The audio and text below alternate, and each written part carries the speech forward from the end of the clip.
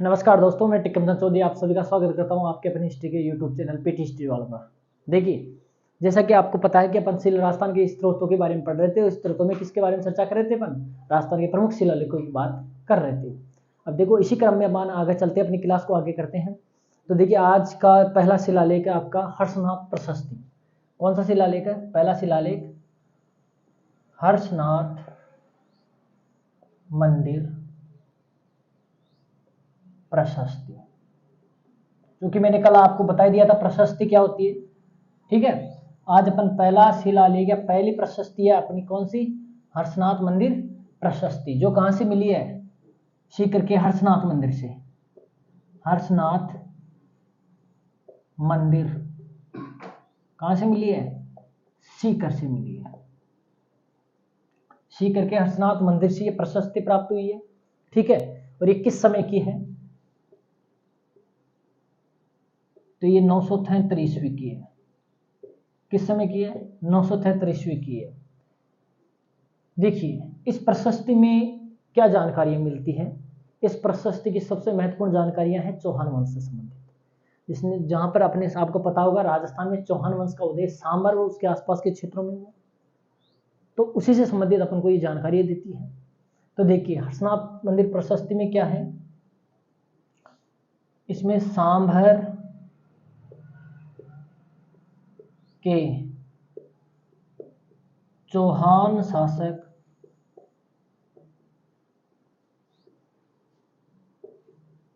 कहने का मतलब यह है प्रशस्ति, यह है प्रशस्ति। आप यहां से लिखिए, यह है प्रशस्ति सांबर के चौहान शासक विग्रहराज द्वितीय के समय की है। किसके समय की है? चौहान शासक विग्रहराज द्वितीय के समय की है। ठीक है, दूसरी बात, इस प्रशस्ति से अपन को और क्या जानकारियां मिलती हैं? तो देखिए, इस प्रशस्ति में, इस प्रशस्ति से चौहानों की वंशावली यानी वंशक्रम व उनकी उपलब्धियों की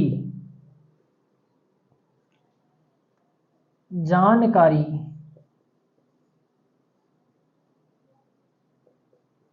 मिलती क्या है? ये देखो, ये प्रशस्ति सांबर की चौहान शासक, आपको ये तो पता होगा चौहानों का उदय सांबर के आसपास में होता। फिर उन्होंने बाद में जाकर अजमेर व उसके आसपास के क्षेत्रों पर अधिकार कर लिया था। फिर मध्यकाल तक आते आते उन्होंने राजस्थान के लगभग बहुत बड़े भाग पर उनका अधिकार था। ठीक है, तो प्रारंभ में तो सांबर के चौहानों के बारे में जानकारी मिलती है, चौहान वंश की वंशावली और उनके उपलब्धियों की भी जानकारी मिलती है। इस प्रशस्ति में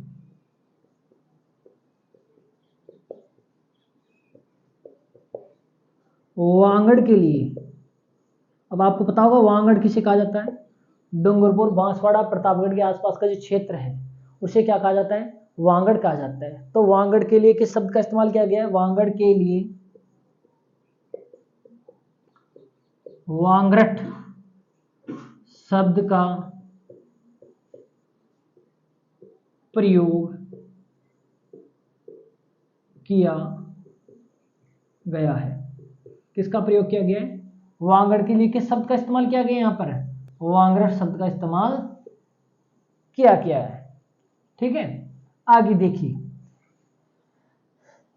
इसमें हर्षनाथ मंदिर के बारे में भी कुछ जानकारियां मिलती है। भाई, इस हर्षनाथ मंदिर का निर्माण अल्लट नामक व्यक्ति ने करवाया। ये काफी इंपॉर्टेंट चीज है यहां पर कि भाई इस प्रशस्ति से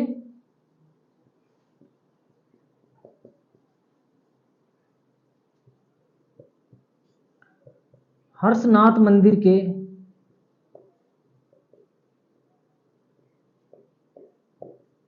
निर्माता। अल्लट, ये वो अल्लट नहीं है आपका मेवाड़ वाला जिसे आलू रावल कहा जाता था, ये अल्लट दूसरा है। अल्लट की जानकारी मिलती है। किसकी जानकारी मिलती है भाई? हर्षनाथ मंदिर का निर्माण किसने करवाया था? अल्लट ने करवाया था। ठीक है, और क्या जानकारी मिलती है इसमें? विग्रहराज द्वितीय के पिता, देखो चौहानों में विग्रहराज द्वितीय के पिता का नाम हुआ है सिंहराज, तो विग्रहराज द्वितीय के पिता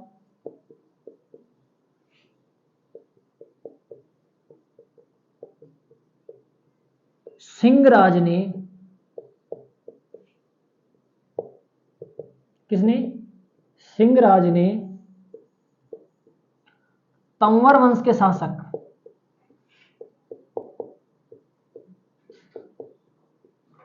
किस वंश के शासक? तंवर वंश के शासक सुलहण या सलवण को परास्त कर बंदी बनाए जाने की जानकारी मिलती है। क्या जानकारी मिलती है? देखिए, ये हर्षनाथ मंदिर की महत्वपूर्ण कुछ जानकारियां हैं। तो पहली बात है हर्षनाथ मंदिर प्रशस्ति कहां से प्राप्त हुई अपन को? हर्ष मंदिर सीकर से प्राप्त हुई है। किस समय, किसका, कब का समय की है? 973 ईस्वी की है ये प्रशस्ति। इस प्रशस्ति के बारे में आरएस मेंस में पूछा जा सकता है। हर्षनाथ मंदिर की प्रशस्ति के बारे में आप क्या जानते हैं? 20 शब्दों में या 25 शब्दों में आप बताइए, जो भी है 50 शब्दों में कुछ भी पूछा जा सकता है। इससे किस वंश की जानकारियां मिलती हैं? ठीक है, तो ये प्रशस्ति साम्राज्य के चौहान और शासक विग्रहराज द्वितीय के समय की जानकारी देता है। और क्या जानकारी देता है? इस प्रशस्ति में चौहानों की वंशावली यानी वंशक्रम और उनकी उपलब्धि की जानकारी है। और क्या है इसमें? वांगड़ के लिए वांगरट शब्द का इस्तेमाल किया गया है और हर्षनाथ मंदिर के निर्माता अल्लट की भी जानकारी दी गई है। और महत्वपूर्ण जानकारी क्या है इसकी? सबसे इंपॉर्टेंट जानकारी यह है कि विग्रहराज द्वितीय के पिता सिंहराज ने तंवर वंश के शासक सुलहण या सलवण को परास्त किया और उसको बंदी बना लाया। इसके बारे में और भी कहानियां चलती है कि जब इस सुलहण को बंदी कर बना कर लाया तो खुद प्रतिहार शासक को यहाँ पर विनती करने आना पड़ा इसको छुड़वाने के लिए। ठीक है, कुछ इस प्रकार की किंवदंतियां भी प्रचलित है। और क्या जानकारी मिलती है? देखिए, आपको ये तो पता ही होगा, जो सिंहराज जो चौहान वंश का, ऐसे माना जाता है कि चौहान वंश का उत्कर्ष जिस शासक के शासन काल में हुआ था सिंहराज। सिंहराज पहला चौहान शासक था जिसने महाराजाधिराज की उपाधि धारण की। ठीक है, कुछ इस प्रकार की जो विशिष्ट उपाधियां हैं जो पहली बार स्टार्ट की चौहान वंशों में, वो कौन था? सिंहराज था। ठीक है, क्योंकि प्रारंभ में आपको पता होगा चौहान किसके सामंत हुआ करते थे? चौहान, गुहिल और आपके कछवा, तो सबको पता है प्रतिहारों के सामंत हुआ करते थे। तो प्रतिहारों के चुंगल से इन्होंने अपने आप को आजाद किया। प्रतिहारों की जो बेड़ियां इनके गलों में टकी हुई थी उनको उखाड़ फेंका और क्या किया? खुद की स्वतंत्र सत्ता स्थापित की। और वो किसने की? ये शुरुआत किसने की थी चौहानों में? सिंहराज ने की।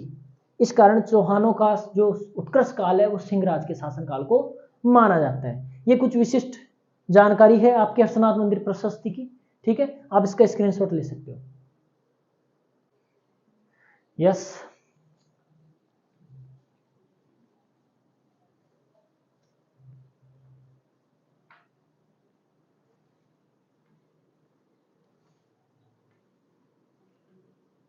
देखिए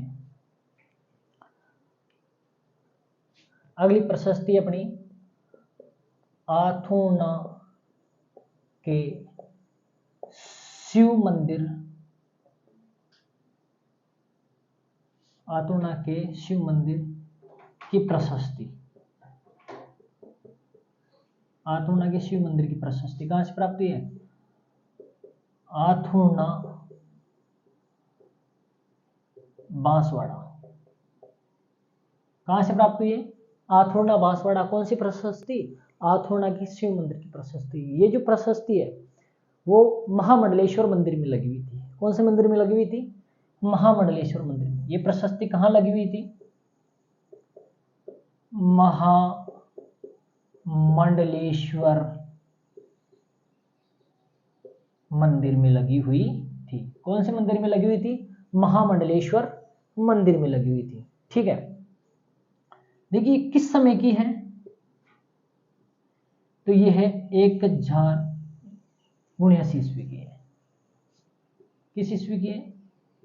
1079 ईस्वी की है। ठीक है, दूसरी बात, इसकी रचना किसने की? विजय ने। किसने की? विजय ने की। लेखक कौन था? कायस्थ था। कौन था? कायस्थ। लेखक कौन था इसका? कायस्थ था। रचना विजय ने की, लेखक कौन था? कायस्थ था। ठीक है, इस आथुना की शिव मंदिर प्रशस्ति से और क्या जानकारियां मिलती है? सबसे इंपॉर्टेंट फैक्ट तो ये है कि इसमें वांगड़ के परमार शासकों की जानकारी मिलती है। किस शासकों की? वांगड़ के परमार शासकों की जानकारी मिलती है। सबसे इंपॉर्टेंट फैक्ट तो यही है इसका। इस प्रशस्ति से वांगड़, जैसे अभी अपन ने पीछे पढ़ा ना वांगड़ शब्द के बारे में, हर्षनाथ मंदिर प्रशस्ति में पढ़ा अपन ने भाई, वांगड़ शब्द को हर्षनाथ प्रशस्ति में क्या कहा गया है? वांगरट कहा गया है। तो अक्सर आपको ये भी पूछा जाता है। ठीक है, तो वांगड़, और ये वांगड़ कहाँ पर है? डूंगरपुर, बांसवाड़ा और प्रतापगढ़ के आसपास का जो क्षेत्र हुआ करता था उसे प्राचीन बंगाल में क्या कहा जाता था? वांगड़ कहा जाता था। ठीक है, तो वांगड़ के इस प्रशस्ति में वांगड़ के परमार शासकों की जानकारी मिलती है। क्या मिलती है? वांगड़ के परमार शासकों की जानकारी मिलती है। इस प्रशस्ति की और क्या जानकारियां हैं? वो कुछ महत्वपूर्ण जानकारियां, जैसे कि आथुना के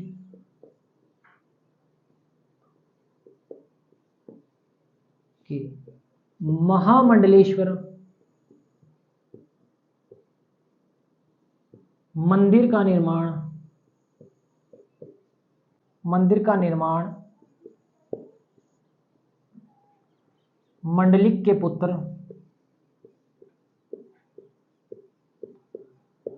चामुंडा राज के द्वारा अपने पिता की याद में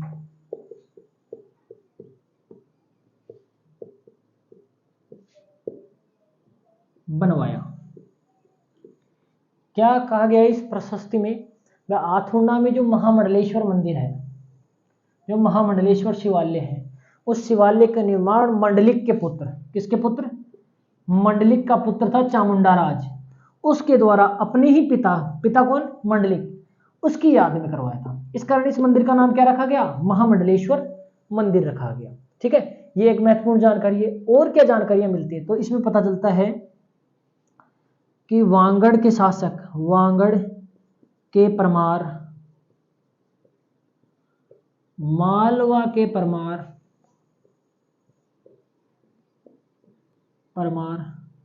शासक वाकपति राज के पुत्र डवर सिंह के वंशज थे। क्या और क्या दिया गया इसमें?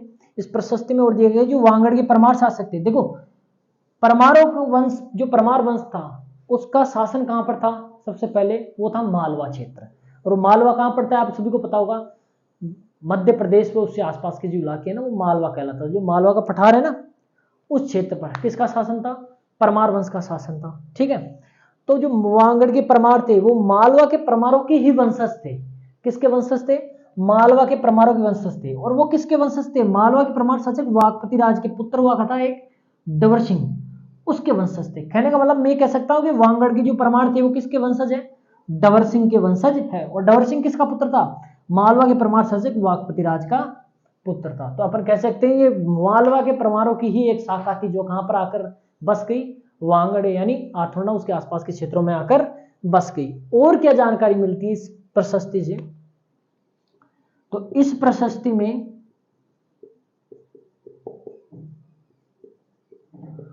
उस समय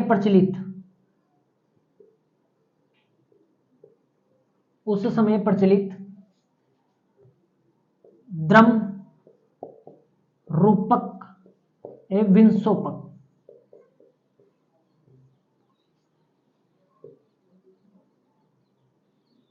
द्रम रूपक और विंशोपक नामक मुद्राएं प्रचलित थी। क्या प्रचलित थी? उस समय द्रम रूपक विंशोपक नामक जो मुद्राएं चलती थी वो काफी प्रचलित थी। किस समय? इस समय, जिस समय वांगड़ का वांगड़ पर किसका शासन था? परमारों का। तो उस समय कौन सी मुद्राएं चलती थी? द्रम रूपक और विंशोपक नामक मुद्राएं चलती थी। यानी कहने का मतलब इस चीज से यह भी पता चलता है कि उस समय का जो व्यापार था वो कैसा था, व्यापार जो लोग व्यापार किया करते थे वो किस प्रकार का था, उस चीज की भी जानकारी मिलती है। किससे? इस प्रशस्ति से। उस समय की जो भौगोलिक एरिया था ये भी पता चलता है कि जो वांगड़ के परमार थे उनके अधिकार में कौन कौन से क्षेत्र थे? वांगड़ और छप्पन का पठारी क्षेत्र। छप्पन का जो मैदानी क्षेत्र है ना, माही उसके नदी के आसपास का जो काठी में स्थित क्षेत्र है जिसको छप्पन का मैदान कहा जाता है। यानी छप्पन नदी नालों का जो समूह का जो भाग है, छप्पन गांवों का समूह का जो भाग है उसको छप्पन का मैदान कहा जाता है। तो छप्पन के मैदान और वांगड़ में किसका शासन था? वांगड़ के परमारों का शासन था। और परमार, यहाँ पर परमार वंश किसके वंशज थे? तो वाकपति राज के पुत्र डबर सिंह के वंशज थे। महामंडलेश्वर मंदिर का निर्माण किसने करवाया? तो मंडलिक के पुत्र चामुंडा राज द्वारा मंदिर का निर्माण किए जाने की जानकारी मिलती है। और क्या जानकारी भाई? इस प्रशस्ति की रचना विजय और लेखक कौन था? कायस्थ नामक व्यक्ति था। इसकी जानकारी मिलती है। आप सभी स्क्रीनशॉट ले सकते हैं। यस, सभी ने स्क्रीनशॉट ले लिया होगा। अब देखिए आगे की बात करते हैं अपन। राजस्थान का बहुत ही महत्वपूर्ण एक नाटक लिखा गया था अजमेर के चौहान शासक द्वारा, उसकी थोड़ी चर्चा कर लेते हैं। ठीक है, सभी को पता होगा अजमेर के चौहान शासक बिसल देव या विग्रह राज चतुर्थ द्वारा एक बहुत ही प्रसिद्ध नाटक लिखा गया था, हरिकेली नाटक। उस हरिकेली नाटक में क्या दिया गया? ठीक है, तो कौन सा नाटक? हरिकेली नाटक। ये कहां खुदा हुआ है? ये वर्तमान में कुछ इसके अंश कहां पर मिलते हैं? अढ़ाई दिन के झोपड़े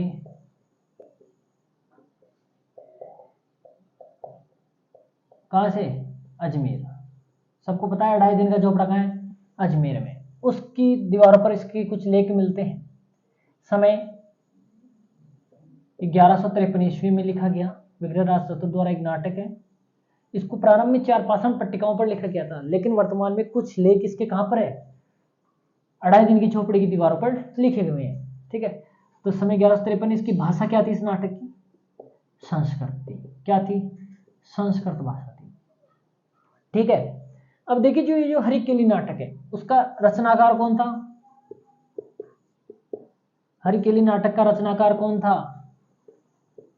विग्रह राज चतुर्थ, जिसका दूसरा नाम क्या है? बिसलदेव। क्या नाम है? बिसलदेव। ठीक है, ये प्रारंभ में 4 पाषाण पट्टिकाओं पर लिखा गया। कितनी पट्टिकाओं पर लिखा गया था? 4 पाषाण पट्टिकाओं पर लिखा गया था, लेकिन वर्तमान में इसके अवशेष 2 जगह मौजूद हैं। पहला तो अढ़ाई दिन के झोपड़े,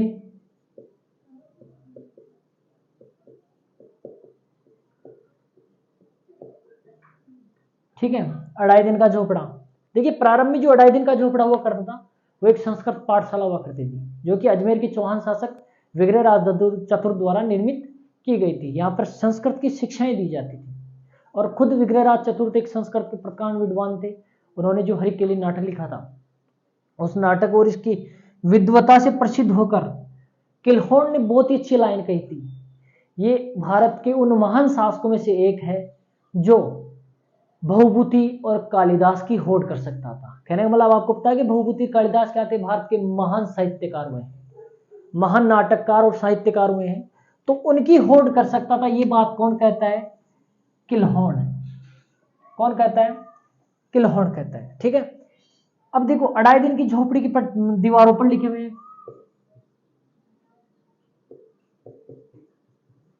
इसके अलावा कहां लिखे हुए हैं? Bristol England. कहां पर? ब्रिस्टल इंग्लैंड में राजा राम मोहन राय की समाधि है। किसकी? राजा राम मोहन राय की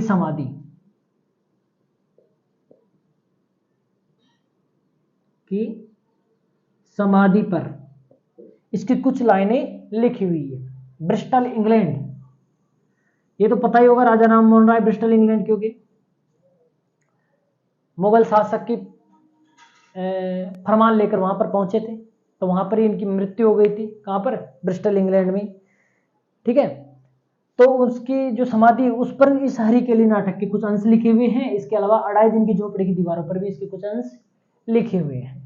सबसे महत्वपूर्ण बात यह है कि हरिकेली नाटक में चौहानों को